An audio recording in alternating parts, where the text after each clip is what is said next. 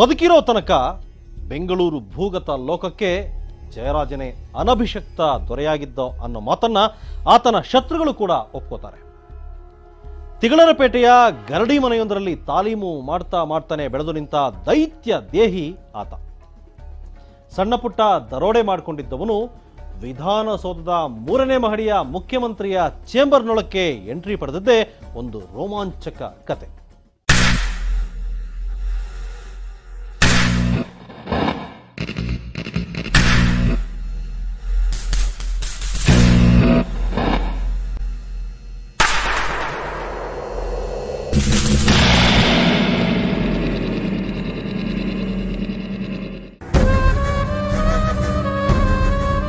Jayaraj alias MP Jayaraj.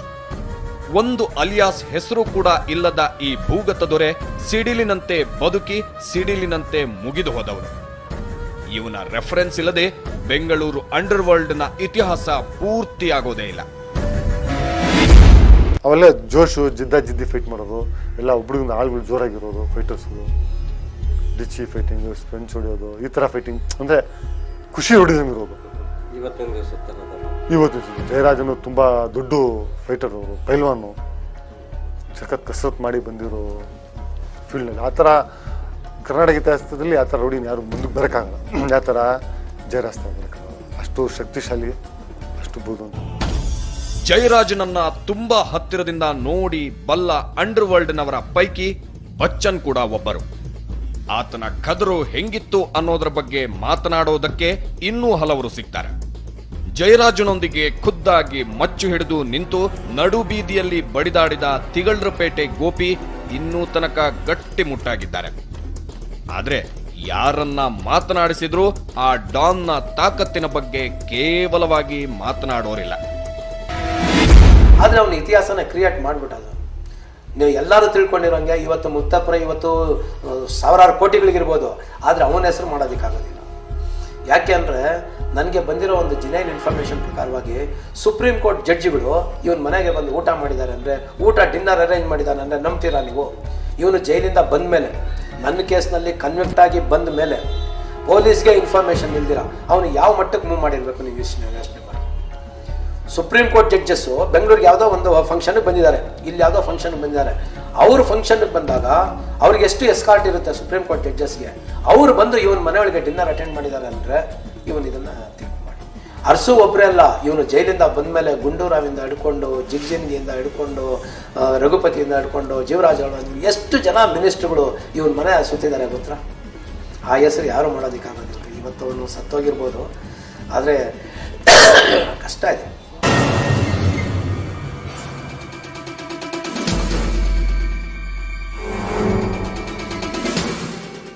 1944ರಲ್ಲಿ ತಿಗಳರಪೇಟೆಯ ಪುಟ್ಟಸ್ವಾಮಪ್ಪನವರ 2ನೇ ಹೆಂಡತಿ ಪುಟ್ಟ ತಾಯಮ್ಮಳ 1ನೇ ಮಗನಾಗಿ ಹುಟ್ಟಿದ್ದ ಜಯರಾಜ್ ಹುಲಿಯ ತುಪ್ಪ ತಿಂದು ಬೆಳೆದ ಅಂತ ಈತನ ಮನೆ ಮಂದಿ ಇವತ್ತಿಗೂ ನಂಬ್ತಾರೆ. ಎಲ್ ಶೆಟ್ರು ಅಂತ ಅವ್ರು ಚೇರ್ಮನ್ ಆಗಿದ್ರು. ಆಗೆಲ್ಲ ಸ್ವಲ್ಪ ಈ ಹುಲಿಗಳು, ಆನೆಗಳು ಇದೆಲ್ಲ ಅಲ್ಲಿ ಬೇಟೆಗಳು ಆಡೋರು ಮಾಡೋರು. ನಮ್ಮ ಅಣ್ಣನಿಗೆ ಚಿಕ್ಕದ್ರಲ್ಲಿ ನಮ್ಮ ತಾಯಿ ಈ ಬೆಳಗ್ಗೆ ಹೊತ್ತು ತುಪ್ಪ ತಿನ್ನಿಸ್ತಾರೆ. ಈಗಲೂ ನಮ್ಮ ಮನೆಗಳಲ್ಲೆಲ್ಲ ತುಪ್ಪ ತಿನ್ನಿಸ್ತೀವಿ ಹುಟ್ಟಿದ ಮಕ್ಕಳಿಗೆ. ಆಗ ಅವ್ರೇನು ಮಾಡಿದ್ರು, ಅಲ್ಲಿಂದ ಹುಲಿ ತುಪ್ಪ ತಂದ್ಕೊಟ್ಟಿದ್ರು. ಅದನ್ನು ನಮ್ಮ ತಾಯಿ ಏನು ಮಾಡೋರು, ಹುಲಿ ತುಪ್ಪ ಹಾಕಿ ಬೆಳೆಸಿರೋದು ನಮ್ಮ ಅಣ್ಣನ. ಅದು ಹುಲಿ ಥರ ಅವರು, ಆ ಥರ ಧೈರ್ಯ ಅವ್ರಿಗೆ. ಆ ಥರ ಅದು ಇಲ್ಲ ಅಂದರೆ ಬೇರೆ ಯಾರಿಗೂ ಆ ಥರ ಧೈರ್ಯ ಶಕ್ತಿ ಬರೋದಿಲ್ಲ. ನಮ್ಮ ಅಣ್ಣ ಚಿಕ್ಕದ್ರಲ್ಲೇ ಹುಲಿ ತುಪ್ಪ ತಿಂದು ಬೆಳೆದಂಥ ವ್ಯಕ್ತಿ. ಹುಲಿ ತುಪ್ಪ ತಿಂದು ಬೆಳೆದವನು ಹಿಂಗಾದ ಅಂದಮೇಲೆ ಹೆಗ್ಗಡದೇವನ ಕೋಟೆಯಲ್ಲಿ ಬಾಣಂತಿ ಹುಲಿಯ ಹಾಲು ಕರೆದುಕೊಂಡು ಬಂದು ಹೆಪ್ಪು ಹಾಕಿ ಬೆಣ್ಣೆ ತೆಗೆದು ತುಪ್ಪ ಕಾಯಿಸ್ಕೊಂಡು ಬಂದ ಆ ಚೇರ್ಮನ್ರು ಅದೆಂಗಿದ್ರೋ ದೇವರಿಗೇ ಗೊತ್ತು. ಅದಿರ್ಲಿ, ಒಟ್ನಲ್ಲಿ ಜಯರಾಜ್ ಇಷ್ಟು ದೊಡ್ಡ ಡಾನ್ ಆಗಿ ಬೆಳೀತಾನೆ ಅಂತ ಆವತ್ತಿಗೆ ಈ ತಿಗಳರಪೇಟೆಯಲ್ಲಿ ಯಾರೂ ಅಂದುಕೊಂಡಿರಲಿಲ್ಲ.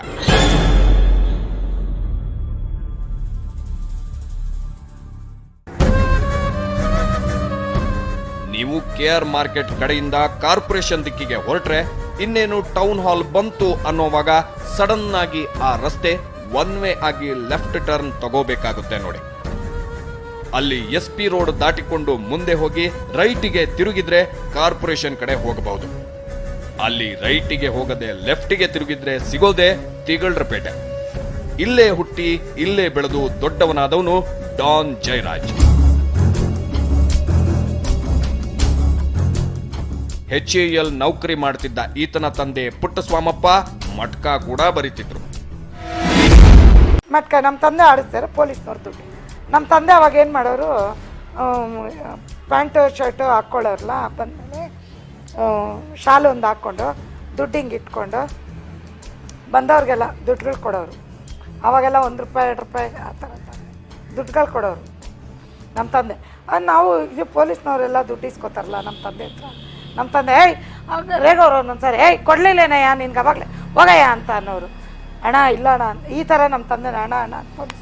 ನಮ್ಗೆ ಅವಾಗ್ಲಿಂದಾನು ಪೊಲೀಸ್ನವರು ಅಂದರೆ ಭಯ ಇಲ್ಲ. ಬೆಂಗಳೂರಿನ ಭವಿಷ್ಯದ ಡಾನ್ ಚಿಕ್ಕಂದಿನಿಂದಲೂ ಜೊಲ್ಲು ಬುರ್ಕ ಪೊಲೀಸರನ್ನ ನೋಡ್ಕೊಂಡೇ ಬೆಳೆದ. ಮಟ್ಕ ಆಡಿಸ್ತಿದ್ದ ಈತನ ತಂದೆ ಕೊಡೋ ಮಾಮೂಲಿಗೆ ಪೊಲೀಸರು ಹಲ್ಲು ಗಿಂಜಿಕೊಂಡು ನಿಲ್ತಿದ್ರು. ಇಂಥ ಪರಿಸರದಲ್ಲಿ ಬೆಳೆದ ಜಯರಾಜ್ನ ತಲೆಗೆ ಓದು ಹತ್ತಲೇ ಇಲ್ಲ. ನಮ್ಮಣ್ಣ ಚೆನ್ನಾಗೇ ಓದ್ತಾ ಇದ್ರು. ಅವರು ಓದಿದ್ದೆಲ್ಲ ಯುನೈಟೆಡ್ ಮಿಷನ್ ಸ್ಕೂಲಲ್ಲಿ, ಬೆಂಗಳೂರಲ್ಲಿ ಕಾರ್ಪೊರೇಷನ್ ಹಿಂಭಾಗದಲ್ಲಿ ಎದುರುಗಡೆ ಇದೆಯಲ್ಲ, ಈಗ ಯೂನಿಟಿ ಬಿಲ್ಡಿಂಗ್ ಅಂತ ಹೇಳ್ತಾರೆ ನೋಡಿ, ಅಲ್ಲಿ ಮೊದಲು ಯುನೈಟೆಡ್ ಮಿಷನ್ ಸ್ಕೂಲ್ ಅಂತಿತ್ತು, ಅಲ್ಲಿ ಓದಿದ್ದು. ನಾವೆಲ್ಲ ಎದುರುಗಡೆ ಕ್ರಿಶ್ಚಿಯನ್ ಸ್ಕೂಲಲ್ಲಿ ಮಿತ್ರಾಲಯ ಸ್ಕೂಲಲ್ಲಿ ಓದಿದ್ದು. ನಮ್ಮಣ್ಣ ಯುನೈಟೆಡ್ ಮಿಷನ್ ಸ್ಕೂಲಲ್ಲಿ ಓದಿದ್ದು. ಅವರು 7th ಓದ್ತಾಯಿದ್ರು. 7th ಸ್ಟ್ಯಾಂಡರ್ಡ್ ಓದ್ತಾ ಇದ್ದಂಗೆ ಏನಾಯಿತು, ಆಗೆಲ್ಲ ಕೆಲಸ ಕಡಿಮೆ ಇದ್ರೂ ಕೆಲಸಕ್ಕೆ ಸೇರಿಸ್ಕೊಂಬಿಡೋರು. ಓದಿದ್ದು ಕಡಿಮೆ ಇದ್ದರು ಕೆಲಸಕ್ಕೆ ಸೇರಿಸ್ಕೊಂಬಿಡೋರಲ್ಲ. 7ನೇ ಕ್ಲಾಸ್ ಓದ್ತಾ ಇದ್ದಂಗೆ ಬಿಟ್ಬಿಟ್ಟು ಕೆಲಸಕ್ಕೆ ಸೇರಿಸಿದ್ರು ನಮ್ಮ ತಂದೆ. HAL ಕೆಲಸಕ್ಕೆ ಸೇರಿಸಿದ್ರು. ನಮ್ಮ ತಂದೆ ಅಲ್ಲೇ ಕೆಲಸದಲ್ಲಿ ಇದ್ದಿದ್ದರಿಂದ ಅವ್ರನ್ನೂ ಕೆಲಸಕ್ಕೆ ಸೇರಿಸ್ಬಿಟ್ರು. 1 ವರ್ಷ ಬೇಡ 1.5 ವರ್ಷ HALನಲ್ಲಿ ನೌಕರಿ ಮಾಡಿರಬಹುದು ಜಯರಾಜ್. ಅದೇ ಟೈಮಿಗೆ ಇವನಿಗೆ ಗರಡಿ ಮನೆಯಲ್ಲಿ ತಾಲೀಮು ಮಾಡಿ ಮೈ ಹುರಿಗೊಳಿಸಿಕೊಳ್ಳುವ ಹುಚ್ಚು ಹತ್ತಿಬಿಟ್ಟಿತು. ನೋಡೋದಕ್ಕೆ ಬೇರೆ ದೊಡ್ಡ ಆಳು, ಕಲ್ಲು ಬಂಡೆಯಂತೆ ನಿಂತು ಸುಮ್ಮನೆ ಗುಟ್ರು ಹಾಕಿದ್ರೆ ಎದುರಿಗೆ ನಿಂತವರ ಕಾಲು ಥರ ಥರ ನಡುಗುತ್ತಿದ್ವು. ಅದು ಗೊತ್ತಾದ ನಂತರ ಈತ ದಾರಿ ಬಿಟ್ಟು ಬಿಟ್ಟ. ತಂಗಿ ಹೇಮಾವತಿಯ ಮದುವೆಗೆ ಅಂತ ರಜೆ ಹಾಕಿದವನು ಮತ್ತೆ HAL ಕಡೆ ಹೋಗಲೇ ಇಲ್ಲ. ಏರಿಯಾದಲ್ಲಿ ಸಣ್ಣ ಪುಟ್ಟ ಗಲಾಟೆ ಪಲಾಟೆ ಮಾಡಿಕೊಂಡು ಇದ್ದ. ಆದ್ರೆ ಒಂದು ಸಲ ಅದ್ಯಾವುದೋ ಹುಡುಗಿ ವಿಷಯಕ್ಕೆ ಈತನಿಂದ ಸಹಾಯ ಬೇಕು ಅಂತ ಅವರೊಬ್ರು ಹೇಳಿ ಕಳುಹಿಸಿದ್ರು. ಡಾಕ್ಟರ್ ನಟರಾಜ್ ಅಂತ ಇವರು. ಮಾಜಿ ಮುಖ್ಯಮಂತ್ರಿ ದೇವರಾಜ್ ಅರಸೂರ ಮಗಳು ನಾಗರತ್ನಾರ ಗಂಡ. ಅವತ್ತಿಗಿನ್ನು ಮುಖ್ಯಮಂತ್ರಿಯಾಗಿದ್ದ ದೇವರಾಜ್ ಅರಸೂರ ಖಾಸ ಅಳಿಯ ನಟರಾಜನೇ ಹೇಳಿ ಕಳಿಸಿದಾಗ ತಕ್ಷಣ ಹೋಗಿ ಹೇಳಿದ ಕೆಲಸ ಮಾಡಿಕೊಟ್ಟ ಜಯರಾಜ್ ಅವರಿಗೆ ಏಕಾಏಕಿ ಆತ್ಮೀಯನಾಗಿ ಬಿಟ್ಟ. ಅಷ್ಟೇ ಆಗಿದ್ರೆ ಆ ಮಾತು ಬೇರೆ. ಮುಂದೆ ಕೆಲವೇ ದಿನಗಳಲ್ಲಿ ಸ್ವತಃ ಮುಖ್ಯಮಂತ್ರಿಯೇ ಜಯರಾಜನ್ನ ಕರೆಸಿಕೊಂಡು ಮಾತಾಡಿದ್ರು. ತಿಗಳರಪೇಟೆ ಅನ್ನೋ ಸಣ್ಣ ಏರಿಯಾದ ಅಣ್ಣಯ್ಯಪ್ಪ ಗರಡಿಯಲ್ಲಿ ತಾಲೀಮು ಮಾಡಿಕೊಂಡಿದ್ದ ಪೈಲ್ವಾನ್ ಜಯರಾಜನನ್ನ ಕರೆಸಿಕೊಳ್ಳೋ ದರ್ದು ಆವತ್ತಿನ ಮುಖ್ಯಮಂತ್ರಿ ದೇವರಾಜ್ ಅರಸು ಅವರಿಗೆ ಅದ್ಯಾಕೆ ಬಂತು ಅನ್ನೋ ಆಶ್ಚರ್ಯ ನಿಮಗೂ ಆಗಿರಬಹುದು. ಅದ್ಯಾಕೆ ಅನ್ನೋದ್ರ ಬಗ್ಗೆ ಜಯರಾಜನ ಜಾನಿ ದುಶ್ಮನ್ ತಿಗಳರಪೇಟೆ ಗೋಪಿ ಹೇಳ್ತಾರೆ. ಅದು ದೇವೇಗೌಡರಿಗೆ ಸಂಬಂಧಪಟ್ಟ ವಿಷಯ. ಒಂದು ಸಣ್ಣ ಬ್ರೇಕ್ನ ನಂತರ ಅದರ ಬಗ್ಗೆ ಹೇಳ್ತೀನಿ. ಜಯರಾಜ್ ಬಂದು ದೇವೇಗೌಡರನ್ನ ಕಾರ್ನಲ್ಲಿ ಅಟ್ಯಾಕ್ ಮಾಡಬೇಕಾದ್ರೆ ಸ್ಯಾಂಕಿ ರೋಡ್ನಲ್ಲಿ ಕಾರ್ ಅಟ್ಯಾಕ್ ಮಾಡಿದ್ದಾರೆ. ಯಾವ ಮಟ್ಟಕ್ಕೆ ಅಟ್ಯಾಕ್ ಮಾಡಿದ್ದಾರೆ ಅಂದರೆ ಬರೀ ಕಾರ್ಗೆ ಮುಚ್ಚುಗಳನ್ನೆಲ್ಲ ಹೊಡೆದಿದ್ದಾರೆ ಅಂತ ಕಾಣುತ್ತೆ. ಕೊನೆಗೆ ಅವರು ನೆಕ್ಸ್ಟ್ ಡೇ ಓಪನ್ ಅಸೆಂಬ್ಲಿ ಒಳಗೆ ನನಗೂ ನನ್ನ ಹೆಂಡತಿ ಮಕ್ಕಳಿಗೂ ಪ್ರಾಣ ಭಿಕ್ಷೆ ಕೊಡಬೇಕು ಅಂತ ಕೇಳ್ಕೊಂಡ್ಬಿಟ್ರು. ಇದೇ ದೇವೇಗೌಡರು.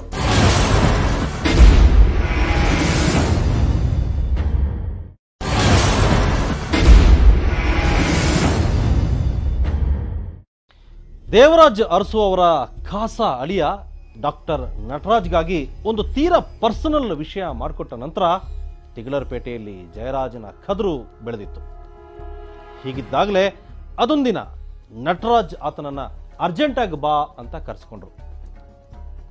ಅವರು ಜಯರಾಜನ್ನ ಕರೆದೊಯ್ದು ನಿಲ್ಲಿಸಿದ್ದು ತಮ್ಮ ಮಾವ ಅಂದಿನ ಮುಖ್ಯಮಂತ್ರಿ ದೇವರಾಜ್ ಅರಸು ಅವರ ಎದುರಿಗೆ. ಆಗ ದೇವರಾಜ್ ಅರಸು ಜಯರಾಜ್ಗೆ ಒಂದು ಇಂಪಾರ್ಟೆಂಟ್ ಕೆಲಸ ಹೇಳಿದರು. ಪುಟ್ಟ ಹುಂಬ ಜಯರಾಜನಿಗೆ ಅದೇನು ದೊಡ್ಡ ಕೆಲಸ ಅನ್ನಿಸ್ಲೇ ಇಲ್ಲ. ಆ ಕಾಲಕ್ಕೆ ದೇವೇಗೌಡ ಅವರು ಭಾಳ ಪವರ್ಫುಲ್ ಅಪೋಸಿಷನ್ ಪಾರ್ಟಿ ಲೀಡರ್ ಆಗಿದ್ದರು. ಅಪೋಸಿಷನ್ ಪಾರ್ಟಿ ಲೀಡರ್ ಆಗಿರಬೇಕಾದ್ರೆ ಅವ್ರದ್ದು ಕಾಟ ಅರ್ಸುಕೇನಲ್ಲಿ ತೆರೆಯೋಕೆ ಆಗ್ತಾ ಇರಲಿಲ್ಲ. ಅದರಿಂದ ಅವ್ರನ್ನ ಮಟ್ಟ ಹಾಕೋದಕ್ಕೆ ನಟರಾಜ್ ಮುಖಾಂತರ ಇವ್ರನ್ನ ಇದೇ ಜಯರಾಜನ ಬಿಟ್ಟಿದ್ರು. ಜಯರಾಜ್ ಬಂದು ದೇವೇಗೌಡರನ್ನ ಕಾರ್ನಲ್ಲಿ ಅಟ್ಯಾಕ್ ಮಾಡಬೇಕಾದ್ರೆ ಸ್ಯಾಂಕಿ ರೋಡ್ನಲ್ಲಿ ಕಾರ್ ಅಟ್ಯಾಕ್ ಮಾಡಿದ್ದಾರೆ. ಯಾವ ಮಟ್ಟಕ್ಕೆ ಅಟ್ಯಾಕ್ ಮಾಡಿದ್ದಾರೆ ಅಂದರೆ ಬರೀ ಕಾರ್ಗೆ ಮುಚ್ಚುಗಳನ್ನೆಲ್ಲ ಹೊಡೆದಿದ್ದಾರೆ ಅಂತ ಕಾಣುತ್ತೆ. ಕೊನೆಗೆ ಅವರು ನೆಕ್ಸ್ಟ್ ಡೇ ಓಪನ್ ಅಸೆಂಬ್ಲಿ ಒಳಗೆ ನನಗೂ ನನ್ನ ಹೆಂಡತಿ ಮಕ್ಕಳಿಗೂ ಪ್ರಾಣ ಭಿಕ್ಷೆ ಕೊಡಬೇಕು ಅಂತ ಕೇಳ್ಕೊಂಡ್ಬಿಟ್ರು ಇದೇ ದೇವೇಗೌಡರು. ಇದನ್ನ ನಂಬಬೇಕೋ ಬಿಡಬೇಕೋ ನೀವೇ ಹೇಳಿ. ಅವತ್ತಿಗಿನ್ನೂ ವಿರೋಧ ಪಕ್ಷದ ನಾಯಕರಾಗಿದ್ದ ಮಾಜಿ ಪ್ರಧಾನಿ ದೇವೇಗೌಡರು ವಿಧಾನಸಭೆ ಅಧಿವೇಶನದಲ್ಲಿ ತಮ್ಮ ವಿರುದ್ಧ ತುಂಬಾ ಮಾತಾಡ್ತಾರೆ ಅನ್ನೋದಕ್ಕೆ ಸಿಟ್ಟಿಗೆದ್ದ ಮುಖ್ಯಮಂತ್ರಿ ದೇವರಾಜ್ ಅರಸು ಇದೇ ಜಯರಾಜನ್ನ ಮುಂದೆ ಬಿಟ್ಟು ಅವರಿಗೆ ಜೀವ ಬೆದರಿಕೆ ಹಾಕಿಸಿದ್ರಂತೆ. ನಂತರವೇ ಅರಸು ಜಯರಾಜ್ ಆತ್ಮೀಯರಾದ್ರಂತೆ. ಈ ಜೀವ ಬೆದರಿಕೆ ಕಥೆಯ ಸತ್ಯಾಸತ್ಯತೆಯ ಬಗ್ಗೆ ಗೊತ್ತಿಲ್ಲ. ಆದ್ರೆ ಅರಸು ಮತ್ತು ಜಯರಾಜ್ ಆತ್ಮೀಯತೆ ಬಗ್ಗೆ ದಂತಕಥೆಗಳಿವೆ. ಇವತ್ತೊಂದು ದಿವಸ ಚೀಫ್ ಮಿನಿಸ್ಟ್ರು ಜೊತೆನಲ್ಲಿ ವಾಕ್ ಮಾಡ್ತಾ ಇರೋಂಥವ್ರು ಯಾರು ಇಲ್ಲ. ಅವ್ರ ರೌಡಿಗಳನ್ನ ಅವ್ರು ಕರ್ಕೊಂಡು ವಾಕ್ ಮಾಡಲ್ಲ. ಆಗಿನ ಕಾಲದಲ್ಲೇನೆ ದೇವರಾಜ್ ಅರಸು ಅವರು ಜೊತೆನಲ್ಲಿ ಲಾಲ್ಬಾಗ್ಗೆ ವಾಕ್ ಕರ್ಕೊಂಡು ಹೋಗ್ತಾ ಇದ್ದಂಥ ವ್ಯಕ್ತಿ. ನಮ್ಮ ಮನೆ ಹತ್ರ ಬಂದು ದೇವರಾಜ್ ಅರಸು ಅವರೇ ವಾಕ್ ಕರ್ಕೊಂಡು ಹೋಗೋರು ನಮ್ಮ ಅಣ್ಣನ. ನಾವು ನೋಡ್ದಂಗೆ ಆ ಥರ ರೌಡಿ ಇದ್ದಿದ್ರೆ ಅವರು ಕೆಟ್ಟ ಮನುಷ್ಯ ಇದ್ರೆ ಇದ್ಯಾವ ನ್ಯಾಯ ತಾಯಿ? ದೇವರಾಜ್ ಅರಸು ಪಾಲಿಗೆ ಒಳ್ಳೆಯವರು ಅನ್ನಿಸಿಕೊಂಡವರು ಎಲ್ಲರ ಪಾಲಿಗೂ ಒಳ್ಳೆಯವರಾಗಿರ್ಬೇಕು ಅನ್ನೋ ಕಾನೂನಿದೆಯಾ? ಇರ್ಲಿ ಬಿಡಿ. ಒಟ್ನಲ್ಲಿ ಈ ಮಾವ ಅಳಿಯನ ಪಾಲಿಗೆ ಈತ ಆಪದ್ ಬಾಂಧವನಾಗಿ ಬಿಟ್ಟ. ಇಂಥವನ ತಲೆಗೆ ಪತ್ರಿಕೆ ಶುರು ಮಾಡುವ ಹುಳ ಅದ್ಯಾರು ಬಿಟ್ರೋ ಗೊತ್ತಿಲ್ಲ. ಇವನೊಂದು ಪತ್ರಿಕೆ ಶುರು ಮಾಡಿಬಿಟ್ಟ.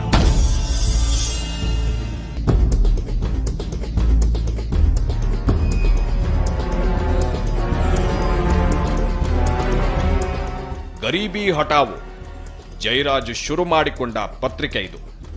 ಇದಕ್ಕೆ ತಿಗಳರಪೇಟೆಯ ಧರ್ಮರಾಯನ ಗುಡಿ ಹಿಂದ್ಗಡೆ ಇರುವ ಮುಜರಾಯಿ ಇಲಾಖೆಯ ಜಾಗವೊಂದನ್ನ ನಟರಾಜ್ ಕೊಡಿಸಿದ್ರು. ಈಗ ಅಲ್ಲೊಂದು ಜ್ಯೂಸ್ ಸೆಂಟರ್ ಇದೆ. ಇದೇ ಜಾಗದಲ್ಲಿ ಗರೀಬಿ ಹಟಾವು ಆಫೀಸ್ ಮಾಡಿಕೊಂಡ ಜಯರಾಜ್ ದಾಂಗುಡಿ ಇಟ್ಟುಬಿಟ್ಟ. ದೊಡ್ಡ ಮಟ್ಟದಲ್ಲಿ ಇವನ ಟಾರ್ಗೆಟ್ ಆದವರು ಪೊಲೀಸರು, ಬಡ್ಡಿ ವ್ಯಾಪಾರದ ಮಾರ್ವಾಡಿಗಳು ಮತ್ತು ಕೆಲವು ರಾಜಕಾರಣಿಗಳು. ಬಡ್ಡಿ ತಗೋಬೇಕು ಅಂತ ಆಗಿದ್ದಿದ್ದು ರೂಲ್ಸು ನಮ್ಮ ಅಣ್ಣ ಇದ್ದಾಗ. ಈ ಪೊಲೀಸ್ನವರು ಇವ್ರು ಏನು ಮಾಡಿದ್ರು, ಮಾರ್ವಾಡಿಗಳು 3 ರೂಪಾಯಿ ನನಗೆ ಬಡವ್ರನ್ನ ಇದು ಮಾಡೋರು. 5 ರೂಪಾಯಿ ಥರ ಆ ಸ್ಟೀಲ್ ಸಾಮಾನು ಅದೆಲ್ಲ ಇಡಿಸ್ಕೊಳ್ಳೋರು ಬಡವ್ರ ಹತ್ರ. ಸ್ಟೀಲ್ ಪಾತ್ರೆಗಳು, ಹಿತ್ತಾಳೆ ಪಾತ್ರೆಗಳು ಅದೆಲ್ಲ ಇಡ್ಸ್ಕೊಂಡು 5 ರೂಪಾಯಿ 10 ರೂಪಾಯಿ ಇತ್ತು ಹಾಗೆ ಇದು ಮಾಡೋದು. ನಮ್ಮ ಅಣ್ಣ ಪೇಪರ್ನಲ್ಲಿ ಅನೌನ್ಸ್ ಮಾಡೋದು, ಗರೀಬಿ ಆಟೋ ಪೇಪರ್ನಲ್ಲಿ ಅನೌನ್ಸ್ ಮಾಡೋದು. ಈ ಥರ ನಿಮಗೆ ಅನ್ಯಾಯಗಳಾಗಿರೋರು ನಮ್ಮ ಇದಕ್ಕೆ ಬನ್ನಿ, ನಮ್ಮ ಆಫೀಸ್ಗೆ ಬನ್ನಿ, ಇಂಥ ಜಾಗದಲ್ಲಿ ಧರ್ಮರಾಯ ದೇವಸ್ಥಾನ ನಿಂತ್ಕಡೆ ಆಫೀಸ್ ಇದೆ, ನಮ್ಮ ಆಫೀಸ್ಗೆ ಬನ್ನಿ, ನಾವು ನಿಮಗೆ ನ್ಯಾಯ ಕೊಡಿಸ್ತೀವಿ ಅಂತ. ಆಗ ಸುಮಾರು ಜನ ಬಂದರು. ಡೈಲಿ ಬೆಳಗ್ಗೆ ಎದ್ದು ಜನ ತುಂಬಿರೋರು ಆಫೀಸಲ್ಲಿ. ಆಗ ನಮ್ಮ ಅಣ್ಣ ಏನು ಮಾಡೋರು, ಅವ್ರು ಎಷ್ಟು ಕಿಟ್ಟವ್ರು ನೋಡಿಬಿಟ್ಟು ಅವ್ರದ್ದು ಕಾನೂನು ರೀತಿ ಅದೇನಿದೆ 75 ಪೈಸಾ ಬಡ್ಡಿ, ಆ ಬಡ್ಡಿನ ಹಾಕ್ಸಿ ಅವ್ರದ್ದು ಸಾಮಾನು ಏನಿದೆ ಕೊಡ್ಸೋಕ್ಕೆ ಶುರು ಮಾಡಿದ್ವಿ. ಆಗೆಲ್ಲ ಏನು ಮಾಡಿದ್ರು, ಈ ಮಾರ್ವಾಡಿಗಳು ಎಗೇನೆಸ್ಟ್ ಮಾಡಿದ್ರು. ಈ ಮಾರ್ವಾಡಿಗಳು ಆ ಟೈಮ್ನಲ್ಲಿ ಆ ಗೋಪಿ ಅನ್ನೋನು ತಿಗಳರವನು ಅವನ್ನ ಮುಂದಿಟ್ಕೊಂಡು ಪೊಲೀಸ್ನವರು ಇವರೆಲ್ಲ ಸೇರಿ ತನಗೂ ಜಯರಾಜ್ಗೂ ಜಗಳ ಹತ್ತಿದ್ಯಾಕೆ ಅನ್ನೋದಕ್ಕೆ ತಿಗಳರಪೇಟೆ ಗೋಪಿ ಬೇರೆಯದೇ ಕಥೆ ಹೇಳ್ತಾರೆ. ಅದು ಒತ್ತಟ್ಟಿಗಿರ್ಲಿ. ಒಟ್ನಲ್ಲಿ ಗರೀಬಿ ಹಟಾವೋ ಅನ್ನೋ ಪತ್ರಿಕೆಯನ್ನೇ ಅಸ್ತ್ರವಾಗಿಟ್ಟುಕೊಂಡು ಜಯರಾಜ್ ಕಂಡವರ ವಿರುದ್ಧ ಚಾಟಿ ಬೀಸಿಬಿಟ್ಟ. ಆದ್ರೆ ಕಂಡವರ ಮೇಲೆ ಕಲ್ಲು ತೂರುವವನು ತಾನು ಗಾಜಿನ ಮೇಲಿರಬಾರದು. ಜಗತ್ತಿನ ಅನ್ಯಾಯದ ವಿರುದ್ಧವೆಲ್ಲ ಬರೀತಿದ್ದ ಜಯರಾಜ್ ಮಚ್ಚು ಕೈಬಿಟ್ಟು ಬದುಕಲಿಲ್ಲ. ಮುಖ್ಯಮಂತ್ರಿಯ ಬೆಂಬಲವಿದೆ ಅನ್ನೋ ಒಂದೇ ಒಂದು ಕಾರಣಕ್ಕೆ ಆಡಬಾರದ ಆಟವನ್ನೆಲ್ಲ ಆಡಿಬಿಟ್ಟ. ತನ್ನನ್ನು ತಡೆಯೋ ಗಂಡಸು ಯಾರೂ ಇಲ್ಲ ಅನ್ನೋ ಹಮ್ಮಿತ್ತು ನೋಡಿ ಜಯರಾಜ್ಗೆ. ಅದೇ ಆತನ ಅವನತಿಗೆ ಕಾರಣ ಆಗಿತ್ತು. ಏನೇ ಆದರೂ ಆ ಪಾತಕಿಯನ್ನ ಕೊಲ್ಲೋದಕ್ಕೆ ನಡೆದಷ್ಟು ಪ್ರಯತ್ನ, ಸೇರಿದ ದುಷ್ಟಕೂಟ ಮತ್ಯಾರ ಕೊನೆಗೂ ಸೇರ್ಲಿಲ್ವೇನು. ಕೊನೆಗೆ ಯಾವ ಪೊಲೀಸರ ವಿರುದ್ಧ ತಾನುಗಟ್ಟಲೆ ಬರೆದು ಗಂಟೆಗಟ್ಟಲೆ ಭಾಷಣ ಮಾಡ್ತಾ ಇದ್ನೋ ಅದೇ ಪೊಲೀಸರು ಆತನ ಹತ್ಯೆಗೆ ವೇದಿಕೆ ನಿರ್ಮಿಸಿಬಿಟ್ರು. ಅದರ ಬಗ್ಗೆ ಮುಂದಿನ ಶನಿವಾರ ಹೇಳ್ತೀನಿ. ಇದಿಷ್ಟು ಇವತ್ತಿನ ಎಪಿಸೋಡ್. ಮುಂದಿನ ವಾರ ಇದೇ ಸಮಯಕ್ಕೆ ಭೇಟಿಯಾಗೋಣ. ಅಂಡರ್ ವರ್ಲ್ಡ್ ಫ್ಲಾಶ್ ಬ್ಯಾಕ್ ಕಾರ್ಯಕ್ರಮದಲ್ಲಿ. ಕ್ಷಣ ಕ್ಷಣದ ಸುದ್ದಿಗಾಗಿ ನೋಡ್ತಾ ಇರಿ ಸುವರ್ಣ ನ್ಯೂಸ್ 24.